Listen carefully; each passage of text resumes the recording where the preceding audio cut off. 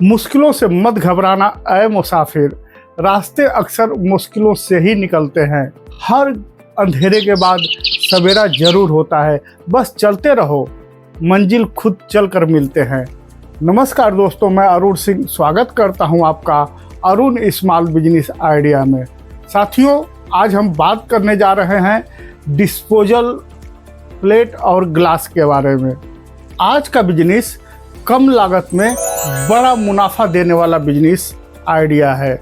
इस बिजनेस की डिमांड दिन पे दिन बढ़ रही है और आप कमा सकते हैं मोटा मुनाफा।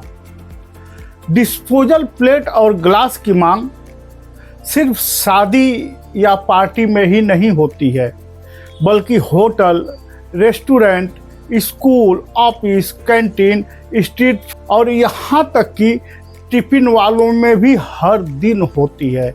आज के समय में प्लास्टिक बैन और सफाई के कारण लोग पेपर और बायोडिग्रेडेबल प्रोडक्ट को ज़्यादा पसंद कर रहे हैं साथियों।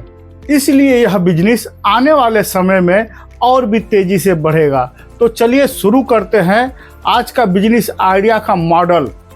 आप दो तरीकों से इस बिजनेस को कर सकते हो। रिटेल यानी आप सीधे ग्राहकों को बेच सकते हो, होलसेल यानी आप दुकानदारों को बेच सकते हो साथियों, इवेंट वालों को सप्लाई कर सकते हो। शुरुआत में अगर आप दोनों मॉडल एक साथ शुरू करें तो कमाई दोगुनी हो जाएगी। और अगर सेटअप की बात करें तो आपको सिर्फ 100-200 स्क्वायर फीट की जगह चाहिए यह बिजनेस शुरू करने के लिए। और अगर होलसेल करना है तो आपको 300 से लेकर 500 स्क्वायर फीट की जगह चाहिए। जगह आपको बाजार, स्कूल, बस स्टैंड के आसपास लेना चाहिए। अब हम बात करते हैं सामान के लिस्ट की। आपको क्या क्या रखना होगा, जैसे डिस्पोजल ग्लास 180 ml और 200 ml का रखना होगा। पेपर प्लेट की बात करें तो 6 इंच, 8 इंच, 10 इंच का पेपर प्लेट आप रखोगे। कटोरी रखोगे, पेपर कप रखोगे। थर्माकोल या बायोडिग्रेडेबल प्लेट्स जो हैं प्लास्टिक बैन है तो इसकी मांग बहुत ज़्यादा बढ़ चुकी है, इसकी बिक्री बहुत ज़्यादा बढ़ चुकी है। अब साथियों, बात ये आती है कि खरीदे कहाँ से। तो खरीदने का सबसे बढ़िया जुगाड़ है, वहाँ सस्ता भी मिलेगा, आपको बहुत सस्ता मिलेगा। तो ये बेस्ट जगह मैं बता रहा हूँ आपको, जैसे दिल्ली का सदर बाज़ार हो गया, मुंबई का क्रॉफर्ड मार्केट हो गया। इन सब जगहों पे बहुत अच्छा भाव मिल जाता है। और ऑनलाइन की बात करें तो इंडिया मार्ट है, अलीबाबा है, ऐसे प्लेटफार्म से भी आप खरीद सकते हो। और अगर जो आप सिर्फ रिटेल का काम कर रहे हो तो आप अपने एरिया में, अपने आसपास सिटी में जा करके आप देख सकते हो कि होलसेलर कहाँ हैं, वहाँ से आप माल ले सकते हो। लेकिन हमारी सलाह तो यही रहेगी कि आप होलसेल और रिटेल दोनों करें, इसमें आपको बहुत अच्छा प्रॉफिट मिलेगा साथियों। लागत की बात करते हैं कि इसमें पैसा कितना लगेगा स्टार्ट करने के लिए आपको बिजनेस। तो शुरुआती लागत जो है वो, अगर जो रिटेल आप शुरू कर रहे हो तो जैसे दुकान का किराया 5,000 रुपया है, और वही अगर जो होलसेल भी रखे हो तो 10,000 रुपया किराया आप मान के चलिए।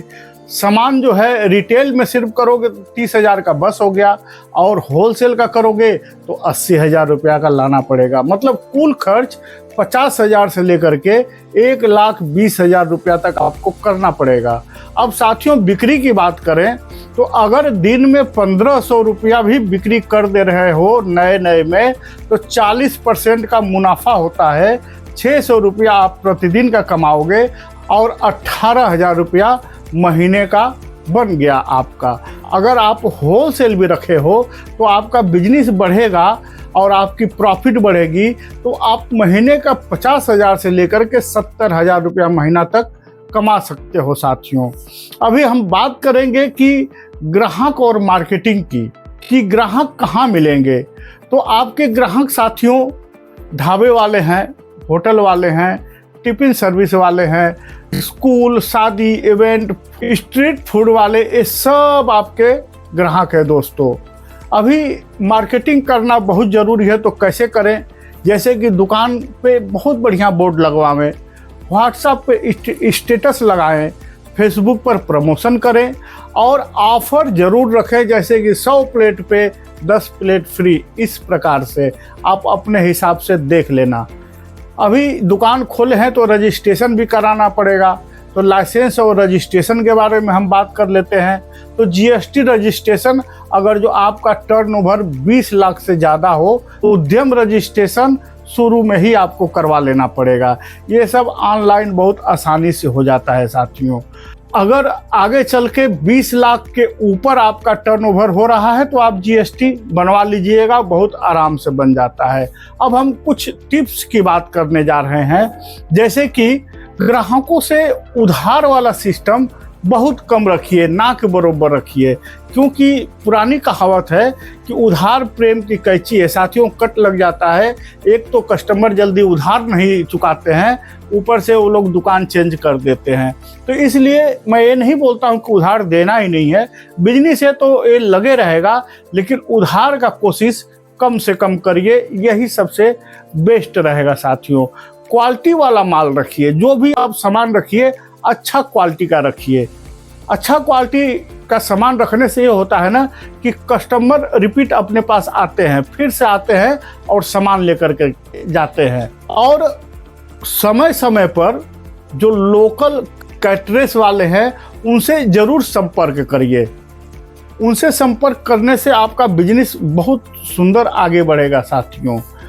यह आज का बिजनेस आइडिया रहा दोस्तों, और यह वीडियो आपको कैसा लगा, अच्छा लगा तो चैनल को सब्सक्राइब जरूर करिएगा और वीडियो को लाइक करिए। लाइक करना आप भूल जाते हो, सब्सक्राइब करना भी आप भूल जाते हो, और कमेंट तो आप करते ही नहीं हो। हालांकि कमेंट करना चाहिए, तो कमेंट करके यह बताइए कि आप यह बिजनेस को शुरू करने के लिए तैयार हैं तो यस लिखिए।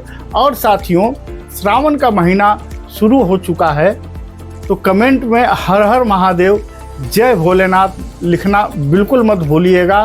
भोलेनाथ आपकी कामना को पूरा करेंगे और आपको, आपके ऊपर उनका आशीर्वाद रहेगा, तो आप ज़रूर आगे बढ़ोगे दोस्तों।